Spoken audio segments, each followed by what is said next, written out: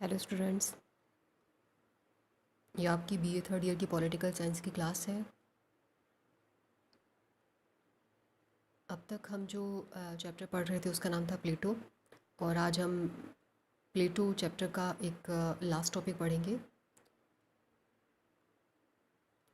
Students, अगर कोई question या कोई टॉपिक ऐसा रह जाता है जो एग्ज़ाम के पॉइंट ऑफ व्यू से इम्पॉर्टेंट हो, तो बाकी के जो आगे की जो वीडियोज़ हैं उसमें उसको डिस्कस किया जा सकता है। तो इसमें आपको परेशान होने की, टेंशन लेने की, घबराने की कोई ज़रूरत नहीं है। आज जो हम पढ़ने जा रहे हैं वो है द लॉज। यह एक पुस्तक का नाम है जो प्लेटो के द्वारा लिखी गई थी, या यूं कहा जाए तो प्लेटो का जो अंतिम ग्रंथ है उसका नाम है द लॉज। तो इसका जो प्रकाशन हुआ था वो प्लेटो की मृत्यु के बाद हुआ।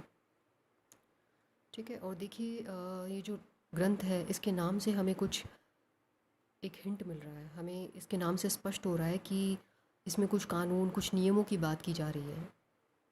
तो आपने रिपब्लिक में आदर्श राज्य संबंधी विचारों के बारे में अध्ययन किया है, तो आप इतना तो जान ही चुके हैं कि रिपब्लिक में प्लेटो ने किस प्रकार के राज्य का वर्णन किया था। एक आदर्श राज्य की रूपरेखा प्रस्तुत की थी कि किस प्रकार से एक राज्य होना चाहिए, उसमें उसकी व्यवस्था किस प्रकार से होनी चाहिए। तो रिपब्लिक जो था ये तो प्लेटो के द्वारा 40 वर्ष की अवस्था के आसपास लिखा गया था, और जो लॉज है ये प्लेटो के द्वारा लिखा गया था वृद्धावस्था में। तो यहाँ जिस व्यवस्था की चर्चा की व्यवस्था की चर्चा की गई है, या फिर जिस राज्य की चर्चा की गई है, उसे हम प्लेटो का उप आदर्श राज्य या द सेकंड बेस्ट राज्य भी, द सेकंड बेस्ट स्टेट भी कह सकते हैं। तो अगर हम आदर्श राज्य की बात करें तो वो तो रिपब्लिक में उसका वर्णन है, और अगर हम उप आदर्श राज्य की बात करें तो उसका वर्णन द लॉज में है। तो देखिए, इस ग्रंथ के नाम से स्पष्ट है कि इसका जो उद्देश्य है वो क्या है, एक कानूनी राज्य की रचना करना।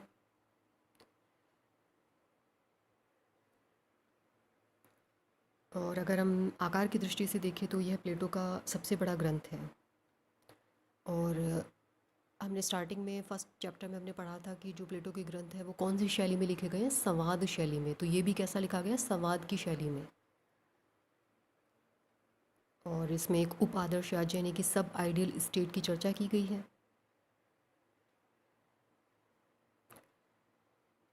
तो देखो यहाँ इसमें प्लेटो ने क्या तर्क दिया है। प्लेटो ने कहा है कि जो अपूर्ण मनुष्य होते हैं उनके बीच में आदर्श शासन प्रणाली स्थापित करना संभव नहीं होता है। अतः किसी भी तरह की शासन प्रणाली को चलाने के लिए कानून, लॉज अनिवार्य हो जाते हैं। ठीक है, तो जो इसका मकसद है वो आपको इस लाइन से पता चल चुका है। प्लेटो ने लॉज की जो रचना की तब तक प्लेटो जो है वो वृद्ध हो चुका था, तो उसके विचारों में आधारभूत परिवर्तन आ चुका था। अब लॉज में जो बातें कही गई हैं वो, यानी कि उसका जो उप आदर्श राज्य है वो आदर्श राज्य से किस प्रकार डिफरेंट है, इसके बारे में हम पढ़ लेते हैं। तो देखिए, लॉज में कुछ सिद्धांत बताए गए हैं, कुछ थ्योरीज बताई गई हैं। वो क्या क्या हैं, जैसे कि लॉज का जो राज्य होगा, यानी कि इस बुक में जिस राज्य का वर्णन किया गया है उस राज्य की व्यवस्था किस प्रकार से होगी, तो उसमें कानून की स्थिति सर्वोच्च होगी। यानी कि चाहे दार्शनिक शासक हो, चाहे अन्य शासित वर्ग हो, ये दोनों ही कानून के अधीन रहेंगे। फिर प्लेटो कहता है कि जो उसका राज्य है वो समुद्र तट से पर्याप्त रूप से दूर रहना चाहिए।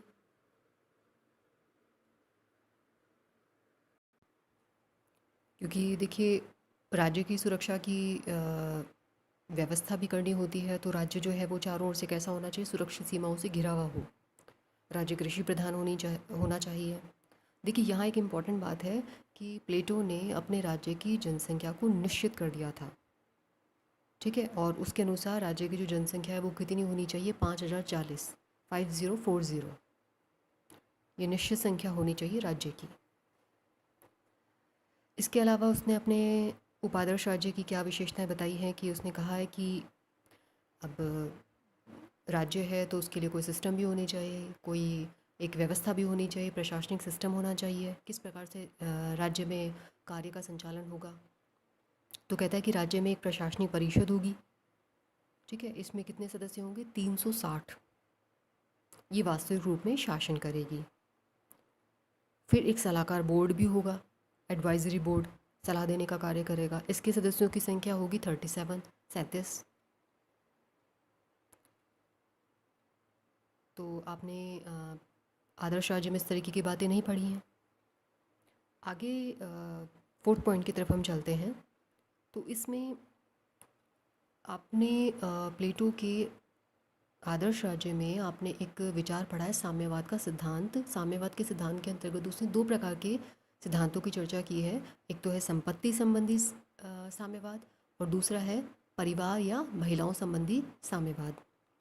तो यहाँ पे देखिए, प्लेटो के विचार में और तो परिवर्तन आए, साथ में यहाँ क्या परिवर्तन आया, साम्यवाद संबंधी विचार में क्या परिवर्तन आया।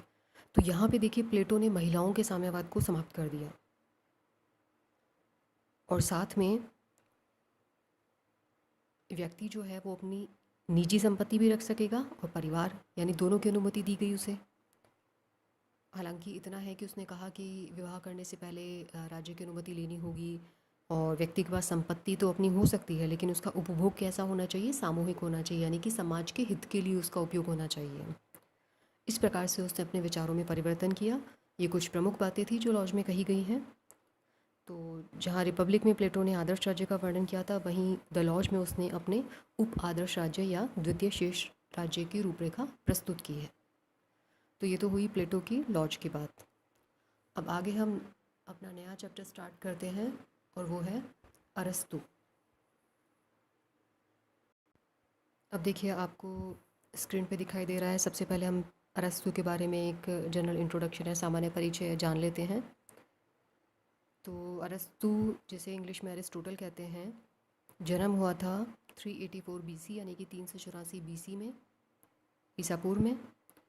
और जगह जो थी वो थी मैसिडोनिया, जिसे आप कई बार बुक में मकदूनिया भी पढ़ेंगे। तो मैसिडोनिया का एक नगर था स्टेगिरा, वहाँ अरस्तु का जन्म हुआ। और जैसा कि आप जानते हैं कि अरस्तु के जो गुरु हैं वो है प्लेटो, और प्लेटो के गुरु कौन है? सुकरात। और अरस्तु की अगर हम शिष्य की चर्चा करें तो वो है सिकंदर, अलेक्जेंडर। अब अरस्तु की जो मृत्यु है वो 322 ईसा पूर्व, यानी कि बीसी में हुई थी, कैल्सिस में। तो देखिए, जो अरस्तु का जन्म हुआ था वो एक रॉयल फैमिली में हुआ था, एक शाही परिवार में। ठीक है, लालन पालन जो था वो बहुत अच्छे से संपन्न परिवार में हुआ, किसी तरह की कोई कमी नहीं थी। अरस्तु के जो फादर थे वो मैसिडोन के राजा के राजवैद्य थे। तो अरस्तु जो है उसने अपने पिता से मेडिकल साइंस की शिक्षा ली, चिकित्सा शास्त्र की। तो वनस्पति, जीव जंतुओं, इनका भी अध्ययन किया। जैसा कि आप जानते हैं कि, और अगर नहीं जानते हो मैं बता दूं कि फादर ऑफ पॉलिटिकल साइंस किसे कहा जाता है? अरस्तु को। और फादर ऑफ बायोलॉजी वो किसे कहा जाता है? वो भी अरस्तु को कहा जाता है। ठीक है, तो अरस्तु को जो एनवायरनमेंट मिला, एक वातावरण मिला, वैज्ञानिक वातावरण मिला। ठीक है, तो सोच जो थी वो भी कैसे हुई? वैज्ञानिक होती गई, वैज्ञानिक दृष्टिकोण अपनाया। तो अरस्तु को अपने परिवार में वैज्ञानिक दृष्टिकोण विकसित करने के लिए एक उचित अवसर मिला, प्रोत्साहन मिला।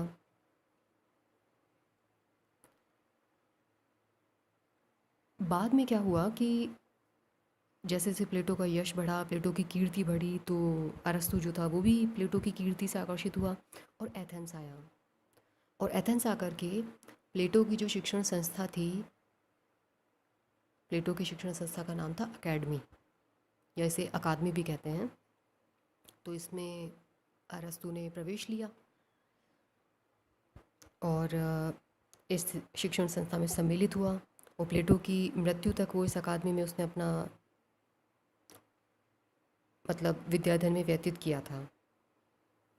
प्लेटो जो था वो अरस्तु की कुशाग्र बुद्धि से बहुत ज़्यादा प्रभावित हुआ था, और उसने अरस्तु को एक उपाधि भी दी थी, अकादमी का मस्तिष्क। इस प्रकार से वो प्लेटो जो था वो अरस्तु की बुद्धि से बहुत प्रभावित हुआ। फिर जब प्लेटो की मृत्यु हुई तो अरस्तु ने अकादमी को त्याग दिया और प्लेटो की मृत्यु के बाद में 344 ईसा पूर्व में क्या हुआ, हर्मियाज ये अरस्तु का शिष्य रहा था, तो इसने अरस्तु को अपने राज दरबार में आमंत्रित किया। अपनी जो सिस्टर थी उससे अरस्तु का विवाह कराया और हर्मियाज ने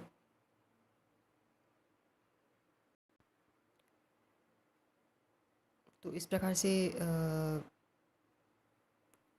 हर्मियाज की हमने बात की।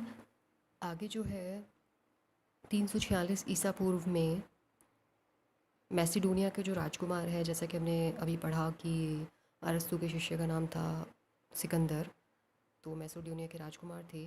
तो 346 ईसा पूर्व में अरस्तु को सिकंदर का शिक्षक बनाया गया।